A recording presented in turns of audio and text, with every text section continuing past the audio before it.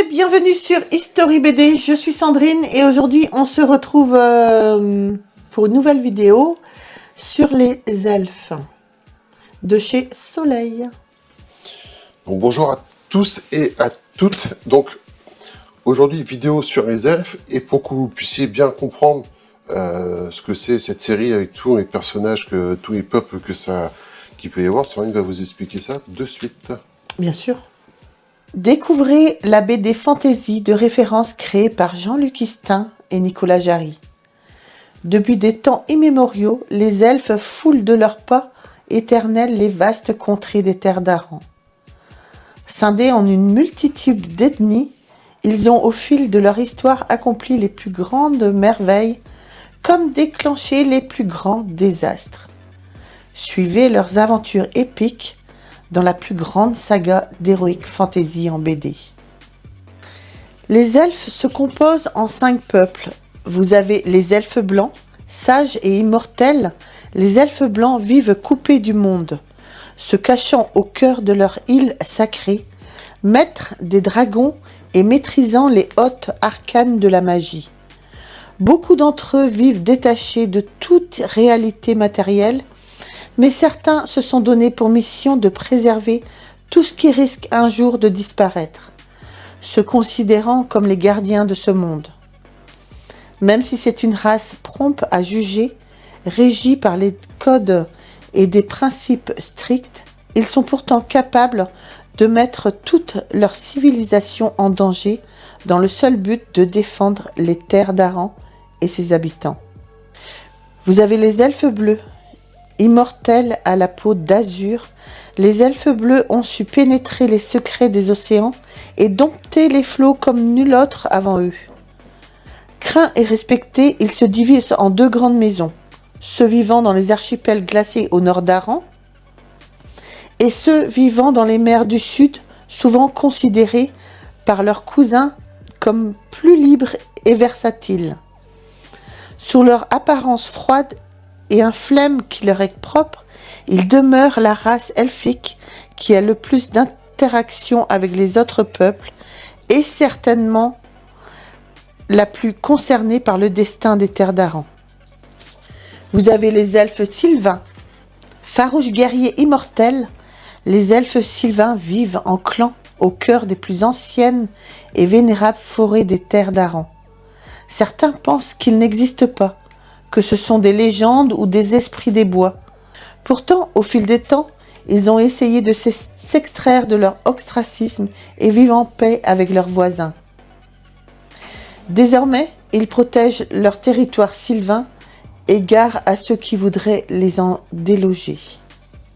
Vous avez les semi-elfes. Des elfes se sont liés à la race humaine et leur descendance bâtarde sillonne les vastes contrées des terres d'Aran, cherchant à survivre dans un monde qui les rejette. Persécutés à travers les âges, ils ont connu de nombreuses diasporas. Honnis par les races dites pures, ils sont persécutés, chassés, bannis et emprisonnés, lorsqu'ils ne sont pas purement et simplement éliminés à la naissance. Vous avez les elfes noirs. Ils sont à l'origine du plus grand et inavouable secret du peuple elfe, leur malédiction. Aux yeux du monde, ces elfes à la peau sombre passent pour des artistes, des savants, des poètes. Parfaitement intégrés dans la cité qu'ils côtoient, ils naissent tous en tant que elfes blancs, bleus, sylvains, peu importe. Leur nature réelle ne se révèle qu'au fil des temps. Ils sont alors détectés par les rabatteurs, puis emmenés à la citadelle, où ils subissent pendant plusieurs années la plus implacable des formations. Ils sont initiés à une multitude de domaines, dont l'art du combat, de l'assassinat et de la nécromancie. Donc voilà. Donc maintenant que Sandrine vous a bien expliqué, vous pourrez reconnaître un peu tous les différents elfes, tous les différents peuples qu'il y a. Donc voilà. Donc pour en revenir à la série BD. Donc c'est la première série des Terres d'Aran qui va être créée, qui va être diffusée. Le premier album, c'est celui-ci. Donc paru en 2013, je crois. Ouais, tu crois bien. Je crois bien. Donc c'est une grosse série pour l'instant, nous, on a la série quasi complète. On a jusqu'au 34. Et je crois que le 35 est sorti déjà depuis un petit moment. Et voilà, c'est une très grosse série. Pour être honnête, moi j'en avais lu quelques-uns au fil du temps. Mais comme je préfère la série des nains, la série des orques, tout ça, je me dis je verrai ça plus tard. Et comme on voulait faire une vidéo sur cette série-là, je me suis refait les 10 premiers. Enfin, je me suis fait les 10 premiers. J'en avais lu quelques-uns, mais voilà. Donc, particularité, énorme série. Ouais. Donc, 5 peuples pour faire les BD. En fait, compte, ils ont fait un truc qui est pas con du tout. Ils se sont mis à plusieurs. Chaque dessinateur, chaque scénariste s'est concentré sur un peuple. Sur 5 tomes. Excellent. Ouais. C'est bien parce qu'en fin de compte, tu vois, j'avais pas percuté, mais moi j'ai lu je me suis relu les 10 premiers. Alors, chaque BD peut être lu indépendamment de l'autre. Mais en fin de compte, on a un fil conducteur à chaque BD. Au moins dans la plupart, à part pour les semi-elfes. Pour l'instant, j'ai lu les 2 premiers. Et il n'y a pas de fil conducteur.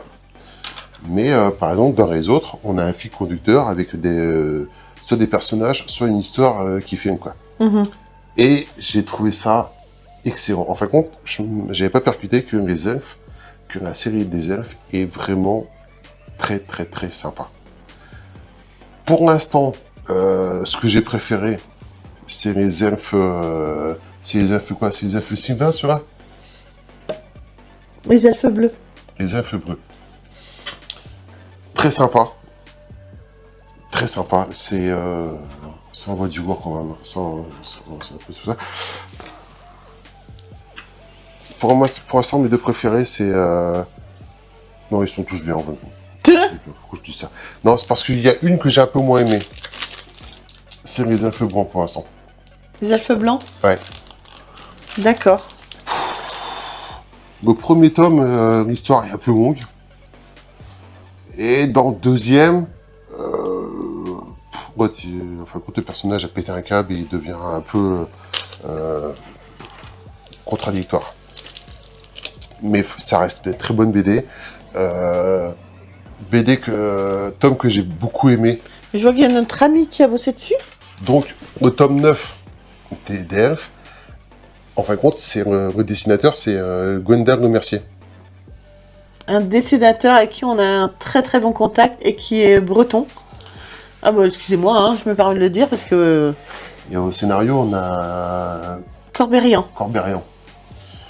Donc voilà, celui-là, il est sympa parce que Gwendal a eu la gentillesse de Mais le dédicacer. oui, c'est vrai que c'est quand on l'avait rencontré à Plougastel, quand il dédicaçait avec... Comment il s'appelle?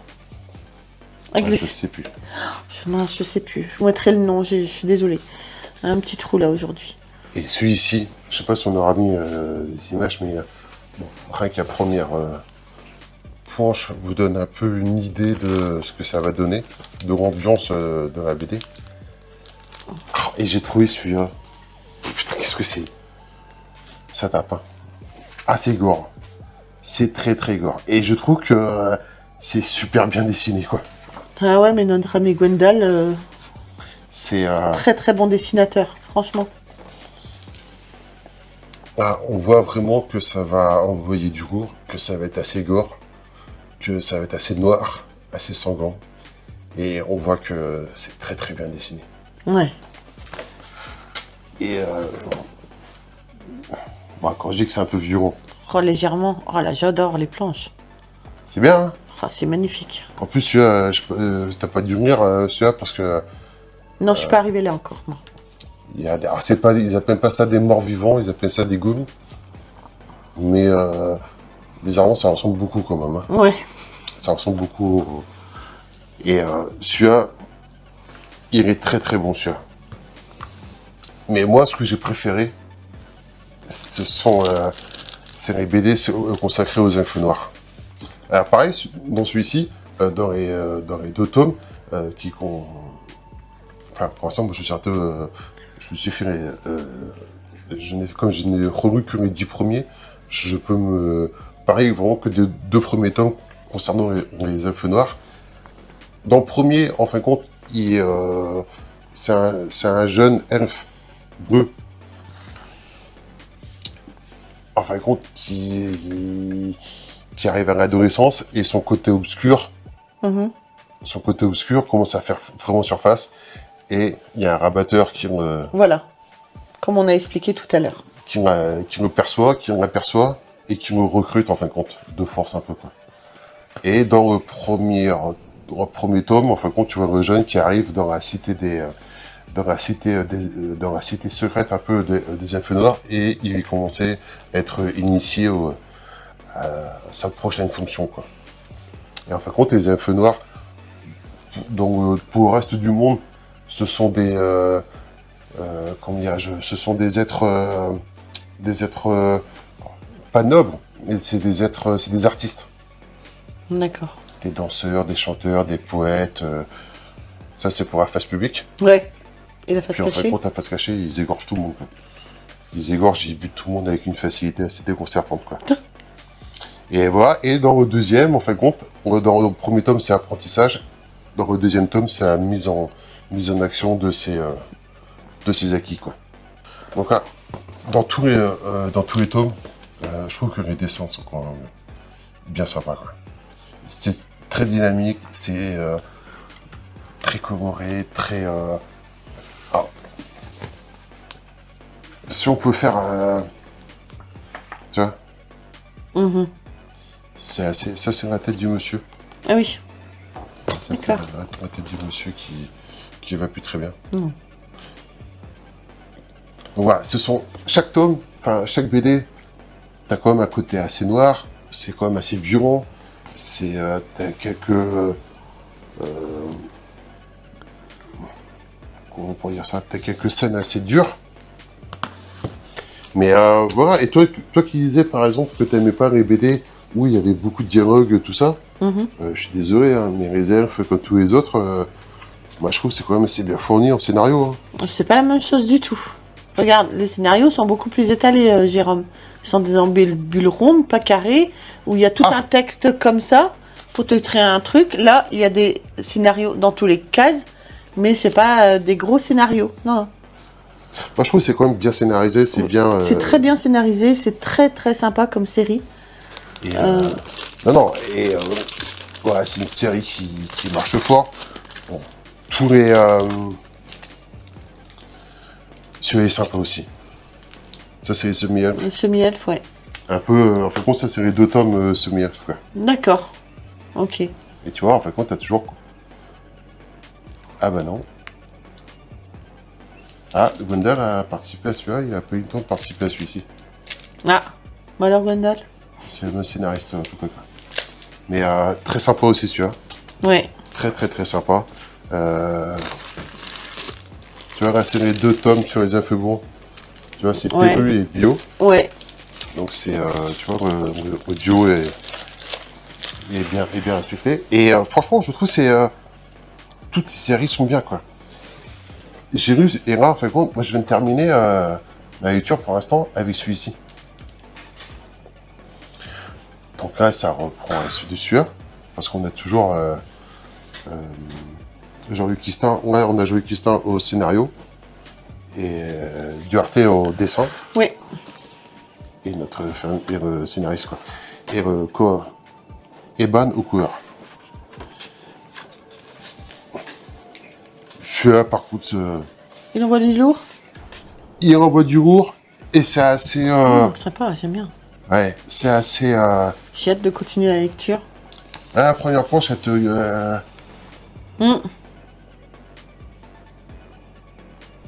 Elle doit me rappeler quelque chose? Non. Ah oui, d'accord. Non, la première planche est très très jolie. Ah, c'est pas la première, c'est la Oui, quatrième. Celle que tu me montres. Mais en fin de compte, tu dis qu'il y a un petit espoir pour la petite fille, quoi. Non, il n'y a pas d'espoir. Il n'y a plus aucun espoir. Il n'y a plus aucun espoir. Et celui-là, par contre, il tape un peu fort quand même, quoi. C'est... très gore. Bon, tu vois, là, moi, quand je dis que c'est fourni en scénario... Oui, il y a quand même pas mal de scénarios dans celui-là. Mais celui que tu montrais tout à l'heure, il y avait un petit peu moins quand même. c'est quand même très fourni, quoi. C'est-à-dire que... c'est pas des BD qui se lisent en 5 minutes, quoi. Non. Entre le temps que tu vas passer à lire et à apprécier tous les dessins, tous les trucs, franchement, ça te prend un peu du temps, quoi. Et celui-là est excellent, parce que surtout, on a notre fameux nain, Ah oui. Redwin, qui arrive dans ce tome-ci, quoi. Ah, excellent. Lui, par contre, c'est un nain, mais je peux te dire que tout le monde respecté par tous et par tout, hein. Par n'importe quel peuple. Mais ouais, celui-ci, pour l'instant, c'est celui qui tape le plus. Hein. Celui qui m'a plus, il m'a plus marqué, m'a plus impressionné. Pour l'instant, les deux que j'ai lu plus, qui m'ont fait plus... Donc celui-là, celui qui vous montrait, c'était le tome 11. Quand même dire les tomes, chérie, ouais. parce qu'il y en a quand même beaucoup. Hein. Mais ouais, pour l'instant, c'est ces deux tomes-là que je trouve qu'ils sont vraiment... au top. Au top, quoi. Question dynamisme... au tout, quoi. Au dynamisme, les planches qui sont bien dessinées, scénario qui est bien fait, c'est bien dynamique, c'est bien sanglant, ça envoie du lourd. Ça cravache bien, quoi. Ouais. Donc c'est vraiment une série qu'on vous conseille. Après, vous n'êtes pas obligé de tous les prendre. Le deuxième de celui-ci est bien aussi, quoi. Ouais, en gros, ils sont presque tous bien, quoi. Ah ouais, non, franchement, ils sont... Honnêtement, j'avais... je sais, comme on les avait, mais je me disais, je lirai après. Et là, je me suis mis dedans, et c'est vrai que quand tu commences... moi, j'ai lu les 10 tomes en même pas une semaine. Ouais. Non, franchement, c'est sympa. Particularité, tu vois, c'est pas... alors, tout le monde dit que... beaucoup disent que c'est pas des BD qui vont rentrer dans le monde des collectionneurs. Moi, j'ai toujours dit que je n'étais pas du tout d'accord avec ça. Pour moi, ce sont toutes les séries comme les elfes, les nains, les orques et gobelins, tout ça, ce sont des BD qui vont rentrer dans la série. Enfin, ce sont des séries qui vont rentrer dans le monde des collectionneurs. Il n'y a pas à discuter. Et d'ailleurs, les premiers tomes des elfes sont déjà cotés. D'accord. Ils sont déjà cotés. Alors, je sais pas s'ils sont cotés sur BDM, mais ils sont cotés sur BD Guest. D'accord. On verra sur le prochain BDM qui va arriver bientôt. Oui, il arrive bientôt, là, en octobre. Mais les premiers tomes, crois-moi, ils commencent à être un petit peu difficiles à trouver. D'accord, ouais. Et je sais que les 5 premiers se négocient entre 50 et presque 100 €. Quoi. Ah, quand même, déjà. Déjà. Pour certains, je crois que c'est le numéro 3 ou le numéro... Je crois que c'est le numéro 3 ou le numéro 4 qui est le plus coté pour l'instant. Mais voilà. Non, franchement, c'est une super série. On va faire une autre vidéo après sur les nains. On fera une autre sur les orques et gobelins. Mais... surtout. Bon, là, c'était la première, c'était logique qu'on commence par celle-ci. Oui, mais tu vois, même moi qui avait la collection, bah, je suis étonné que ce soit aussi bien. Quoi. Je ne m'attendais pas que ce soit vraiment aussi bien que ça. On a compris que tu as aimé. Hein. Voilà. Donc voilà, les amis, si vous connaissez cette collection, n'hésitez pas à nous dire dans les commentaires ce que vous en pensez, ce que vous avez aimé ou pas. Surtout, n'hésitez pas, hein, on est là pour répondre à tous les commentaires. On n'oublie pas, on s'abonne, on like, on nous rejoint sur les réseaux sociaux, Facebook, TikTok, Instagram. Sur ce, je vous embrasse très très fort et on se retrouve très vite pour une prochaine vidéo. Bye. Au revoir.